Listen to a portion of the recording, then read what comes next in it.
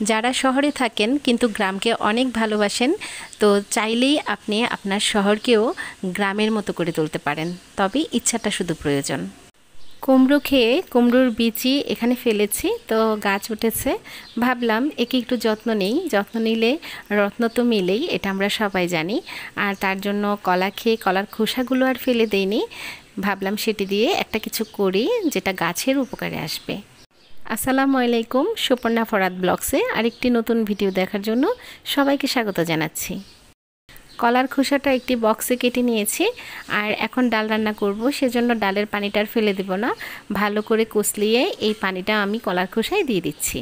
যে কোনো সবজি বা চারার মধ্যে যদি আপনি সার ব্যবহার করেন তাহলে তো খুব সুন্দরভাবে বেড়ে ওঠে। তো সার যদি হাতের কাছে না থাকে সেক্ষেত্রে চাইলে আপনারা এই টিপসটা ফলো করতে পারেন। পরিমাণ মতো ডালের পানি দেওয়ার পর আমি ঢেকে দিচ্ছি, তবে এটা 6 ঘন্টার মতো আমি রাখবো। 6 ঘন্টা পর চলে এসেছি, আর এই তো এখন এই ডাল ধোয়ার পানি এবং কলা মিশ্রিত যে পানিটা তৈরি হয়েছে এটা আমি ছেঁকে নিচ্ছি। তো এই সম্পূর্ণ জিনিসটা কিন্তু লাগবে না, শুধু পানিটা ব্যবহার করব।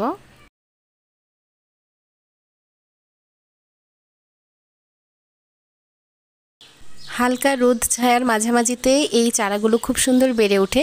তো আমার বারান্দায় তেমন বেশি রোদ নেই, সেজন্য মাঝে মাঝে আমি ছাদে দিয়ে আসি আর তারপর আবার এনে বারান্দায় রাখি। এই করতে করতে গাছগুলো বেড়ে উঠেছে, আর এই তো এই টিপসটা তো ফলো করছি।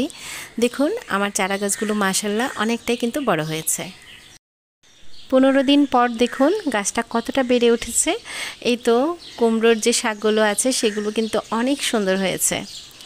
এভাবে চাইলেই আপনি আপনার বারান্দায়ও গাছগুলো তৈরি করতে পারেন। আমার কাছে অনেক ভালো লাগছে। শাক তো আমরা যখন তখনই কিনে খেতে পারি, কিন্তু নিজের হাতের লাগানো একটি জিনিস, সেটির আনন্দই আলাদা। এখানে প্রায় 6-7টা গাছ আছে, তো আমি সবগুলো রাখবো না, কিছু শাক আমি এখান থেকে উঠিয়ে নিব, সেটি আরেকদিন দেখাবো। আর 2-1টা গাছ রেখে দেব যেগুলো সুন্দরভাবে বেড়ে উঠেছে। তো আশা করছি ভিডিওটি ভালো লেগেছে, ভালো লাগলে আপনারাও ট্রাই করবেন। আল্লাহ হাফিজ।